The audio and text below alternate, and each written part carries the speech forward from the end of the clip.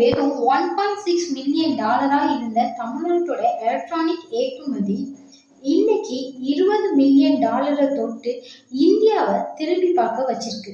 இந்தியாவோட மொத்த எலக்ட்ரானிக் ஏற்றுமதி 40%க்கும் மேல ஒரே ஒரு மாநிலம் பங்களிக்குதுன்னா நம்ப முடியுதா?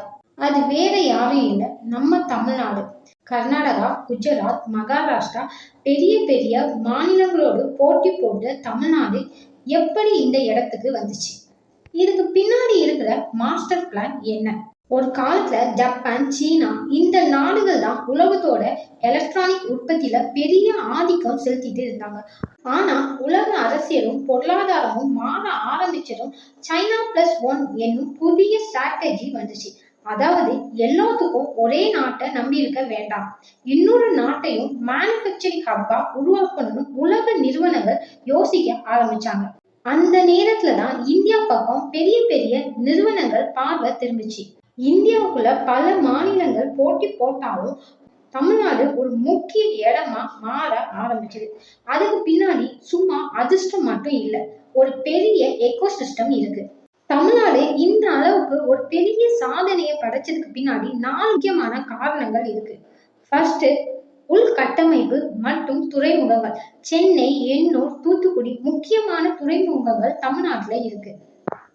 அதனால தொழிற்சாலையில உற்பத்தி ஆன பொருட்கள் ரோடு, ரயில், துறைமுகம்னு கனெக்ட் பண்ணி ரொம்ப வேகமாக உலக சந்தைக்கு அனுப்ப முடியும்.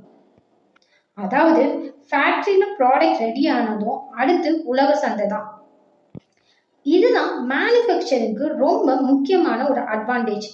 ரெண்டாவது, ஃபாக்ஸ்கான், டாடா எலக்ட்ரானிக் மாதிரியான பெரிய கம்பெனிகள், ஆப்பிள் கம்பெனி ஐபோன் உற்பத்தி முதல் பல முன்னணி சர்வதேச கம்பெனி எலக்ட்ரானிக் காம்பவுண்ட் வரைக்கும் தமிழ்நாட்டுல மேனுஃபேக்சரிங் எக்கோசிஸ்டம் வேகமாக வளர்ந்துட்டு இருக்கு.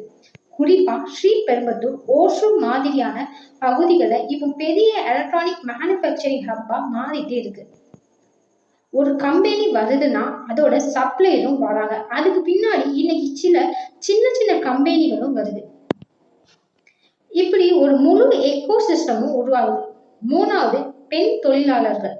இந்த வளர்ச்சியோட உண்மையான முக்கியமானவர்கள் தமிழ்நாட்டோட பெண்கள்.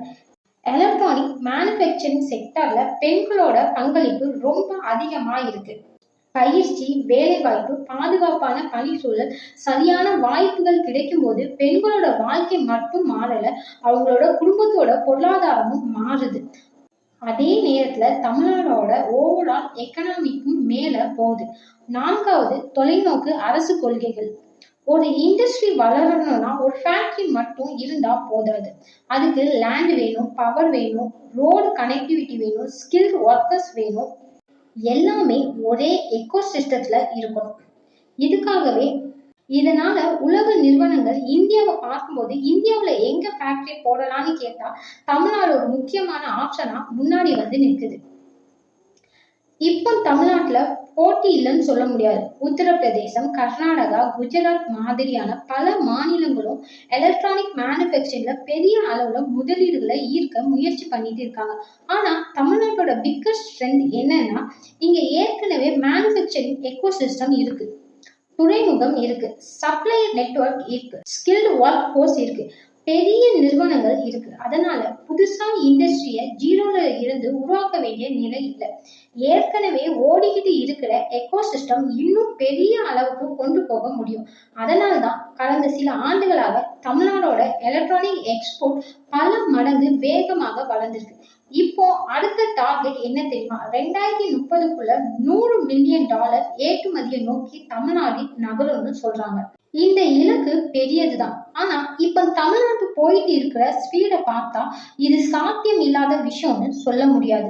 வெறும் சாஃப்ட்வேர்ல மட்டும் இல்ல, ஹார்ட்வேர்லயும், மேனுஃபேக்சர்லயும், எக்ஸ்போர்ட்லயும் தமிழ்நாடு இப்போ உலகத்தோட போட்டி போட ஆரம்பிச்சிருக்கு.